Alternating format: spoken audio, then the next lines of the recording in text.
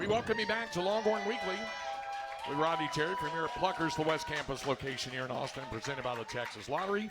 RT, I'll leave the introduction to you to our special player guest. Okay. Ithiel Horton, better known as IT. He hails from Roselle Catholic High School in New Jersey. And, we've been really pleased to have IT here.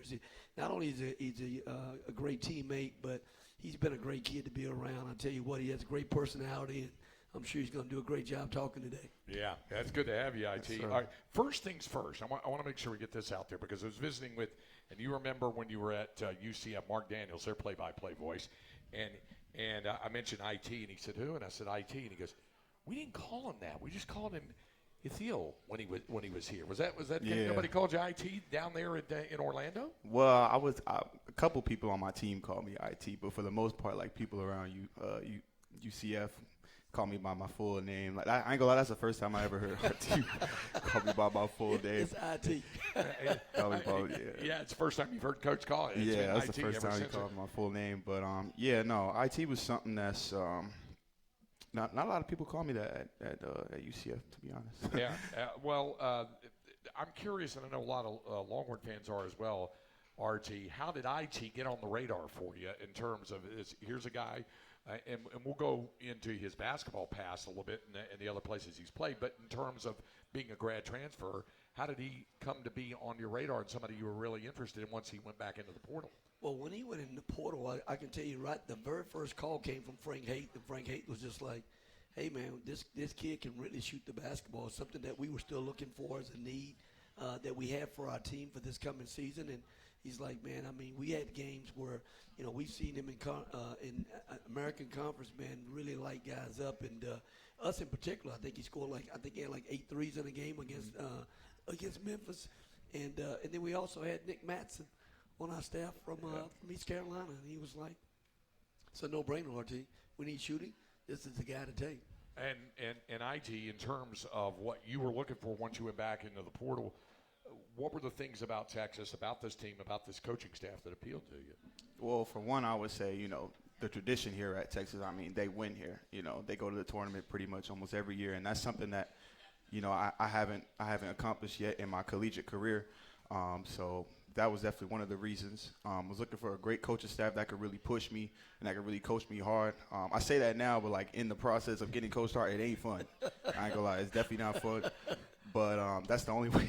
That's the only way you got to get better. If you're comfortable, you're not really getting better. And so he made that known the first time I came down there to visit them. Well, actually, the only time I came to visit, it was a no-brainer. As soon as I got on campus, I was coming. That's number 2. And number 3, I came for the player development. Once I seen what KJ was doing with some of the guys down there when I came down to visit, I saw them working. I worked out with them as well, and I felt like my game got a lot better just being in that one day in that workout. And so, I mean, with those 3 things right there, it was why not? Yeah, well, one of the things definitely you just heard was refreshing honesty there. We're talking about it's not an awful lot of fun when somebody's trying to make you better. No. And I want to hear from each of you about this. IT, what part of your game did you feel when you came in, I could probably use some improvement? And RT, from the coaching perspective, when you saw IT's game come in going, we really like his shot, but we'd like to do this. Let me start with you, IT. What part of your game? I think his answer is definitely going to be similar to mine. He going to have a lot more to add, but I would say defensively, like, I'm going to keep it honest. Like, when I came in here, my defense was atrocious. Like, I was getting beat on back doors. I couldn't keep nobody in front of me. I was getting scored on. And it hurt. It hurt, honestly. But at the time, it's like I couldn't do much about it. And, I just continually tried to work on that every day and be willing to do it. Most guys aren't really willing to sit down and play defense and get better because, a lot of people trying to score. And I'm going to be honest, I like to score too. But at the same time, I like to stop my opponent from scoring as well, Instead of just trading basketball, like I score, he score, we ain't gonna get nowhere. Yeah. All right. So RT, when you looked at it, like you said, both Frank Haith and Nick Matson both said, "Hey, this guy can shoot. He can definitely score." Knowing you as I know you from defense, was that the next question? How's his defense? Well, it was, and there were times that we saw him, over at UCF. Coach, Johnny does a great job of coaching defense as well, and they were a really good defensive team as well. And there were clips of where IT would show that he would be in the passing lane and he'd run some passes down and get some offense from his defense. But again, just like a lot of places you go, if you want to win at the highest level and try to do it consistently, you're going to have to play really hard on that end of the floor, and guys have to buy into that. And I thought IT really started trying to buy into understanding, hey, I've got to be a two-way player. I can't just be a one-way player. I've got to defend on both ends of the floor, and not just now at Texas, but I got to do that, in terms of my professional career as well. I've got to be a two-way player, and and again, we're not a program where you can come and just rest on defense. Sometimes guys can go play offense and they rest on defense. No, we want you going as hard as you go on offense on the defensive end as well. So, that was an adjustment for him. What was it, the adjustment process for you, IT? Was it also the fact where there's times, at least from where you were coming from defensively, where you thought you were playing hard on defense, and then it was kind of illustrated to you that you could still go a little further? Is that how that went? Yeah, let's just say there's always another level you can get to. Okay.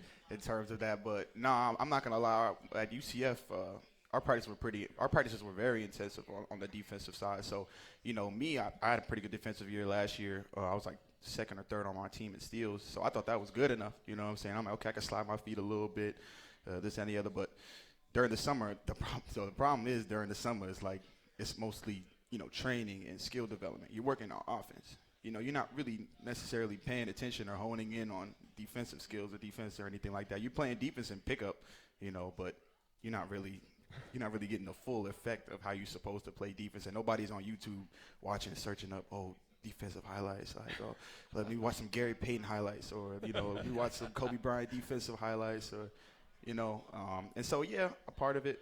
But I just had to get better on defense in general.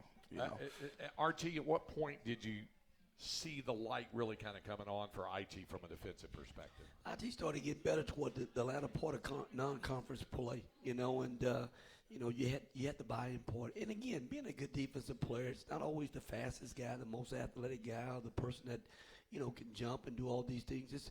It really gets down to want to.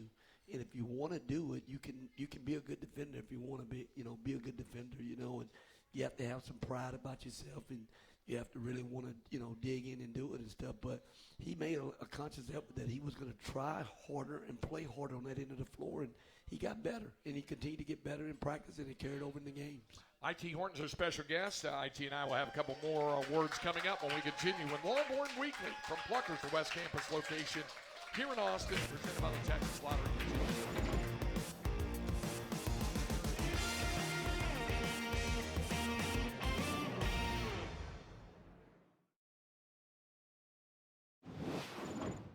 By Dylan DeSue. Out front now. Acemas, right corner, goes to Mitchell. Drives in for a slam dunk. And a timeout, Kansas State. We welcome you back here to Longhorn Weekly from Pluckers, the West Campus location, Austin. That was one of those Dylan Mitchell flying slam dunks. Does he still impress you guys with how he can elevate and make things happen on the floor, IT? Man, I always wonder what the air is like up there all the time. I wanted to ask you a couple for folks who don't know, for IT, this is going back to his sophomore year in high school. This is your 7th different school, going back to your sophomore year. You played at different high schools your sophomore and junior and senior years. Then Delaware as a freshman. By the way, great answer trivia question. The only man in the history of Longhorn basketball who's been both a Delaware Blue Hen and a Texas Longhorn. That would be that would be IT. His first favorite team. Yeah. Then 2 years at Pittsburgh. One as a transfer, redshirt, and then last year at UCF. So my question was going to be on how big was the adjustment every time when you were making those adjustments? First, when you were in, even really starting in high school before you got to the college level. Yeah, I mean, it was more of a bigger adjustment changing schools at the college level, I would say. The high school game was pretty easy. It was fairly simple. Not a lot of new systems you had to learn. It was just get out there and just play ball and go get a bucket and get stops. But when you go to different colleges, they have different schemes. Say they have different plays. coaching style is different, and the teammates are different all the time. And so, just getting comfortable, like that process of just getting comfortable and, learning, like just even just learning your way around the school. It's been a smooth transition, I would say, but I would definitely say like the college transition has been Okay, tougher. so out of that, IT, Delaware to Pittsburgh, Pittsburgh to UCF, UCF to Texas, which has required the biggest adjustment? Oh, here. Yeah. Here definitely. Well, first of all, just because the Texas brand, you know who you're playing for, and second of all, the conference that we play in is the best in the nation, obviously. Coming from the American, it was a big jump, so I had to get used to the speed, I had to get used to the physicality, the intensity that you have to have on every play, the amount of focus and concentration that it takes to stay on the floor to make the right plays and make the right reads. Even when you're tired, you still got to go chase that man off of 2 ball screens. Even when you're tired, you still got to lock in and hit that shot. But like I said, Academically, socially, in basketball, would you say there's quite a bit of difference between your home state of New Jersey and the state of Texas? yeah, it's a world of a difference, to be honest. Yeah, I never realized that. New Jersey, we might be kind of crazy. Okay. Yeah, we might be crazy. Tell everybody a little bit about the importance of your faith to you and your name, because a lot of folks may not have heard the name Ithiel before, Yeah. and the origin of that, and your folks and your involvement in your faith. Yeah, it's definitely a first. So my name Ithiel, my dad had seen this preacher a while ago. I mean, he's dead and gone now, but his name was Bishop Ithiel Clemens, and he had never heard a name like that before. So he was like, you know what, if I get a son, I'm gonna name him Ithiel. So that's how my name came about. Little would he know that, every time on the first day of school, I had to end up saying my name 3-4 times because the teacher didn't know how to pronounce my name. But Yeah. lo and behold, that's my name, and I wear it with pride. I love it, especially my last name. I wear my first name just like my last name with a lot of pride. And Ithiel has a meaning, doesn't it? Yes. It has a lot of different meanings, but the main meaning I found on the internet was the Son of God, or God is with you. Okay. And so then that definitely leads me back into the faith. Faith is everything to me because faith is all I have. I wouldn't be here without God.